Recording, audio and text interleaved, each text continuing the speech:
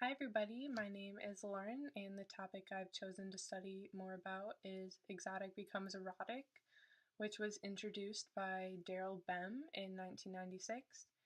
And the overall overview of the topic is that children are born with a certain temperament that leads them to like certain activities. So usually boys are born with a temperament to enjoy sports and cars and very masculine activities, and girls are typically predisposed to like makeup and dolls and very feminine activities. And these activities are considered gender conforming.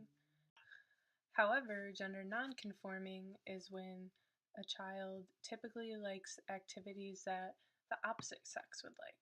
So for a girl, this is usually considered being a tomboy.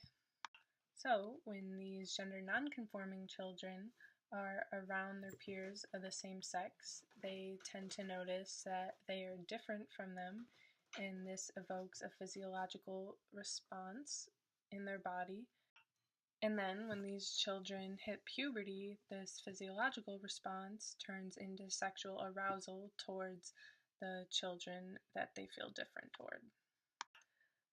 Now, Daryl Bem's theory has been highly critiqued, and one woman to critique this is named Lisa Diamond, and she theorizes that men's sexual orientation is more biologically hardwired than women's, meaning women are more sexually fluid and are more likely to become attracted to the same sex, but only one person and not necessarily the entire sex.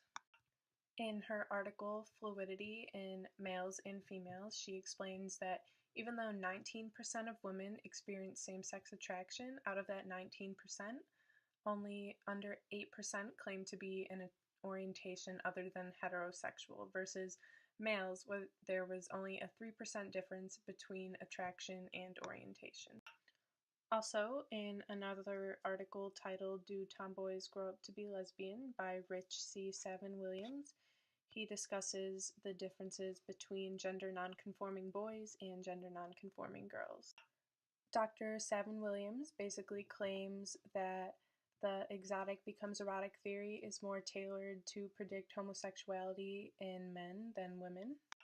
In his findings, he found that only about 6% of girls who were tomboys in childhood became lesbian later in life, versus 51% of gender nonconforming boys became gay later in life.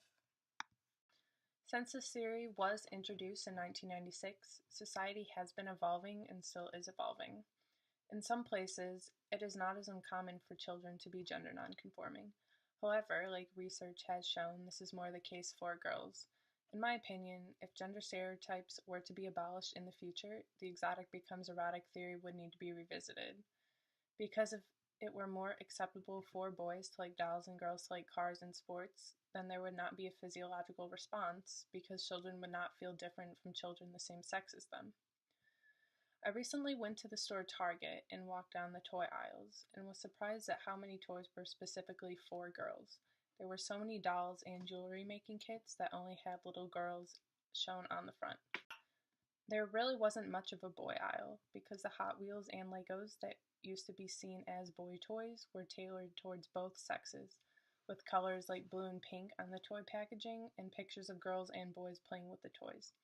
This shows that it is a lot more acceptable for girls to play with any toy they want versus a boy to play with a doll. This may be because within society's gender roles, being masculine is seen as being head of the household and more independent.